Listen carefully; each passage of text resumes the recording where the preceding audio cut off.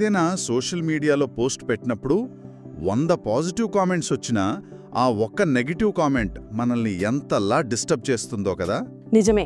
లేదా మన friends gang మనల్ని పిలవకుండా ఒక ప్లాన్ వేసుకున్నారని తెలిస్తే అమ్మో నన్ను దూరం పెడుతున్నారేమో అని మనస్సులో ఒక చిన్న ముళ్ళు గుచ్చుకున్నట్టు అనిపిస్తోంది. అవును, ఆ ఫీలింగ్ చాలా సహజం. వెంటనే దాన్ని మనసుకి తీసేసుకుంటాం.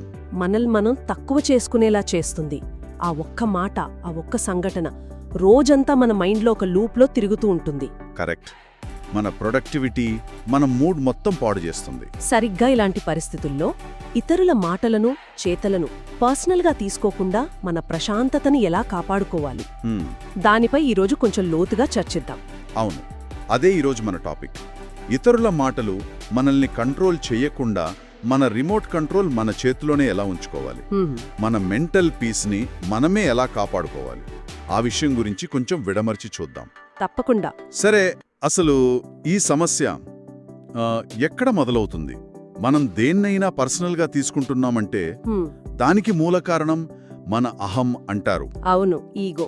మనల్ని ఎవరూ విమర్శించకూడదు, అందరూ మనల్ని మెచ్చుకోవాలి, మనం ఎప్పుడూ కరెక్ట్గానే ఉంటాము అని మన లోపల ఒక ఫీలింగ్ ఉంటుంది కదా. ఉంటుంది.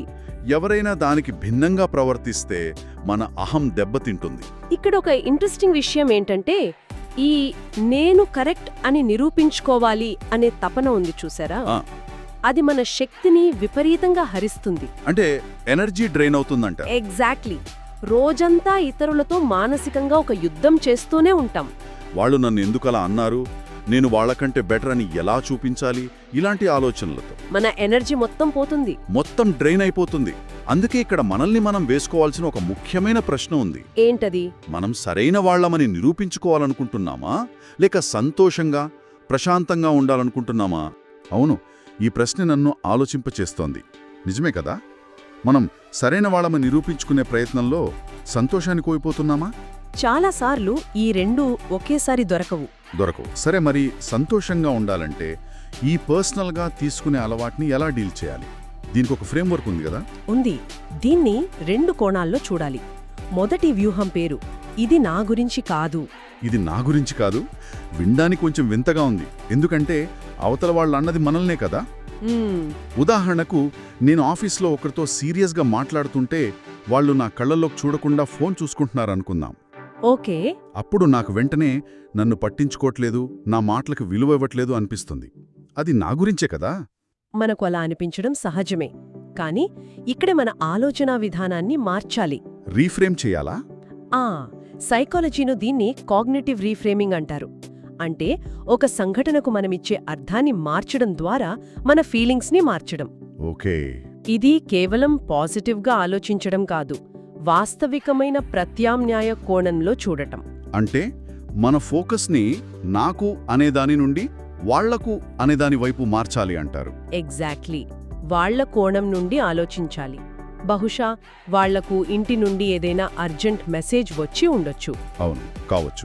లేదా వాళ్ల బాస్ నుండి ఏదైనా ముఖ్యమైన ఈమెయిల్ కోసం వెయిట్ చేస్తున్నారేమో. అంటే వాళ్ళ ప్రవర్తనకు కారణం మనం కాకపోవచ్చు. చాలా సందర్భాల్లో అదే నిజం. లేదంటే మనం చెప్పే విషయం వాళ్లకు నిజంగానే అంత ఆసక్తికరంగా లేకపోవచ్చు. అది కూడా సాధ్యమే కదా. అది కూడా పాసిబిలిటీనే. ఇంకో కోణంలో చూస్తే మనం చెప్పేది చాలా ఇంట్రెస్టింగ్గా ఉండి దానికి సంబంధించిన పాయింట్స్ వాళ్ళు ఫోన్లో నోట్ చేసుకుంటున్నారేమో. ఇది కూడా ఆలోచించొచ్చు. ఇలా ప్రత్యామ్నాయ కారణాలను వెతకడం మొదలుపెడితే మనలోని ఆ చిరాకు, ఆ బాధ స్థానంలో ఒక అవగాహన వస్తుంది. నాకు గుర్తుంది, ఒకసారి నేను చాలా కష్టపడి ఒక ప్రెజెంటేషన్ తయారు చేస్తే మీటింగ్లో నా బాస్ దాన్ని పెద్దగా పట్టించుకోకుండా ఫోన్ చూసుకున్నారు. అయ్యో! ఆ రోజంతా నాకు చాలా బాధగా, అవమానంగా అనిపించింది. నా వర్క్ నచ్చలేదేమో అని కుమిలిపోయాను. ఇప్పుడు మీరు చెప్తుంటే అర్థమవుతోంది, బహుశా ఆయనకు వేరే ఏదో అర్జెంట్ పని ఉండిందేమో, లేదా ఆ ప్రెజెంటేషన్కు సంబంధించి వేరే డేటా కోసం చూస్తున్నారేమో. కరెక్ట్. నేను ఆ యాంగిల్లో అస్సలు ఆలోచించలేదు. సరిగ్గా. మనం వెంటనే మన గురించే అనుకుంటాం, కానీ చాలాసార్లు ఇతరుల ప్రవర్తన, వాళ్ల ఆలోచనలు, వాళ్ల ఒత్తిళ్లు, వాళ్ల ప్రాధాన్యతల ప్రతిబింబం మాత్రమే. మన ప్రతిబింబం కాదు. కాదు. ఇది బాగా అర్థం అవడానికి ఒక సింపుల్ ఎగ్జాంపుల్ ఉంది. ఒక చిన్న పిల్లాడు ఆడుకుంటున్నప్పుడు మనం వాడి దగ్గర నుండి బొమ్మ తీసుకుంటే వాడు కోపంతో ఐ హేట్ యూ అని అరుస్తాడు. అవును. మనం దాన్ని పర్సనల్గా తీసుకుంటామా? అస్సలు తీసుకోం కదా. నిజమే. కానీ పెద్దవాళ్ల విషయంలో ఇది ఇంకాస్త క్లిష్టంగా ఉంటుంది. ఎందుకంటే ఒక పిల్లాడి ఉద్దేశం మనకు స్పష్టంగా తెలుసు. వాడికి ఆ బొమ్మ కావాలి అంతే. కానీ పెద్దవాళ్ల మాటల వెనుక చాలా పొరలుంటాయి. వాళ్ల గతం, వారి అభద్రతా భావాలు, వారి అంచనాలు ఇవన్నీ వాళ్ల ప్రవర్తనను ప్రభావితం చేస్తాయి. రైట్. అందుకే అక్కడ మరింత లోతైన అవగాహన అవసరం. వాళ్ళలా బిహేవ్ చేస్తున్నారంటే అది వాళ్ల సిచ్యువేషన్ గురించి అయ్యుండొచ్చు, మన గురించి కాదు. అయితే ఇది చెప్పినంత సులువు కాదు. మన బ్రెయిన్ వెంటనే నెగటివ్గా ఆలోచిస్తుంది.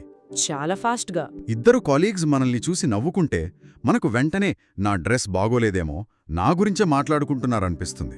అవును. కానీ వాళ్ళు వేరే ఏదైనా జోకుకి నవ్వుకుంటున్నారేమో అని ఆలోచించడం చాలా కష్టం. మీరు చెప్పింది కరెక్ట్. దీనికొక సైంటిఫిక్ రీజన్ కూడా ఉంది. Evolutionary reason. అవునా?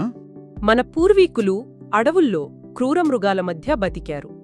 ప్రతి చిన్న శబ్దానికి, ప్రతి కదలికకు వాళ్ళు ప్రమాదాన్ని శంకించేవాళ్లు. ఓకే.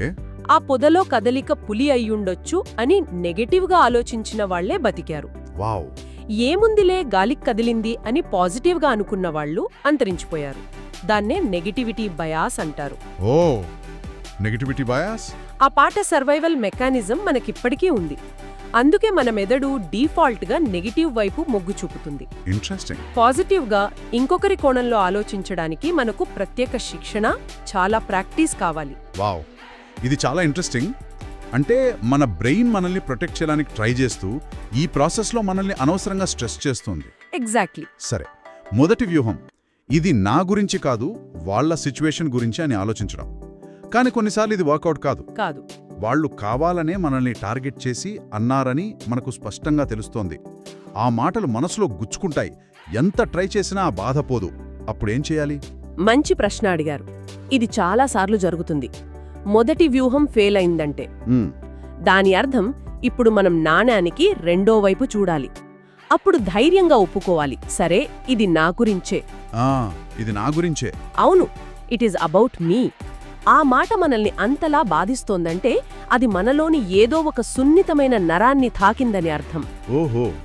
మనసులో ఎక్కడో లోతుగా ఉన్న గాయాన్ని లేదా బలహీనతను అది బయటపెట్టిందని అర్థం. మనం మన గురించి ఒప్పుకోవడానికి ఇష్టపడని ఒక నిజాన్ని అది గుర్తు చేసిందని అర్థం. అంటే అందుకే మనకు అంతలా బాధ కలుగుతోంది. అవును. ఇక్కడే అసలు విషయం మొదలవుతుంది. దీన్ని అర్థం చేసుకోవడానికి ఒక ఆరెంజ్ అనాలజీ వాడదాం. ఓకే. ఎవరైనా మనల్ని చూసి నువ్వు ఒక ఆరెంజ్ పండు అంటే మనం దాన్ని పర్సనల్గా తీసుకుంటామా? తీసుకోం. నవ్వేసి వదిలేస్తాం. ఎందుకంటే అందులో 0% కూడా నిజం లేదని మనకు తెలుసు. సరిగ్గా. మనలో ఏ చిన్న పార్ట్ కూడా మనం ఆరెంజ్ అని నమ్మదు. కాబట్టి మనకు కోపం రాదు, బాధ అనిపించదు. కానీ అదే వ్యక్తి మనల్ని నువ్వు చాలా సెల్ఫిష్, నీ గురించి తప్ప ఎవరి గురించో ఆలోచించవు అంటే మనకు వెంటనే కోపం వస్తుంది. మనల్ని మనం డిఫెండ్ చేసుకోవడానికి ప్రయత్నిస్తాం. ఎందుకంటే మనలో ఎక్కడో ఒక చోట ఏదో ఒక సందర్భంలో మనం నిజంగానే కొంచెం స్వార్థంగా ప్రవర్తించి ఉంటామని మన సబ్కాన్షియస్కి తెలుసు. ఆ మాటలోని చిన్న నిజం మనల్ని అంతలా హర్ట్ చేస్తుంది. కరెక్ట్. ఆ మాట మనలోనే ఆ సున్నితమైన నరాన్ని టచ్ చేసింది. ఈ బలహీనతలు చాలా వరకు మన చిన్నతనం నుండి ఏర్పడతాయి. చైల్డ్హుడ్ నుంచా? అవును. చిన్నప్పుడు ఎప్పుడు నువ్వింకా బాగా చేయాలి అని విమర్శలకు గురవడం, లేదా 10కి 9 మార్కులు తెచ్చుకుంటే ఇంకో మార్కెందుకు రాలేదు అని అడగడం.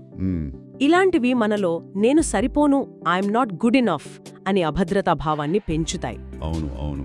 మనం ఎప్పుడూ పర్ఫెక్ట్గా ఉండాలి, మనల్ని ఎవరూ తప్పు పట్టకూడదు అనే ఒక ప్రెషర్ని మనమే క్రియేట్ చేసుకుంటాం. ఓకే. ఇలా మనలోని బలహీనత బయటపడినప్పుడు మనమేం చేయాలి? దాన్ని ఎలా హ్యాండిల్ చేయాలి? ఇక్కడ 2 ముఖ్యమైన స్టెప్స్ ఉన్నాయి. మొదటిది స్వీయ సానుభూతి, సెల్ఫ్ ఎంపతి. అంటే మనపై మనం జాలి చూపించుకోవడం. అంటే మన ఫీలింగ్స్ ని మనమే యాక్సెప్ట్ చేయడమా? అవును. మన ఫీలింగ్స్ ని జడ్జ్ చేయకుండా వాటిని అంగీకరించడం. ఉదాహరణకి?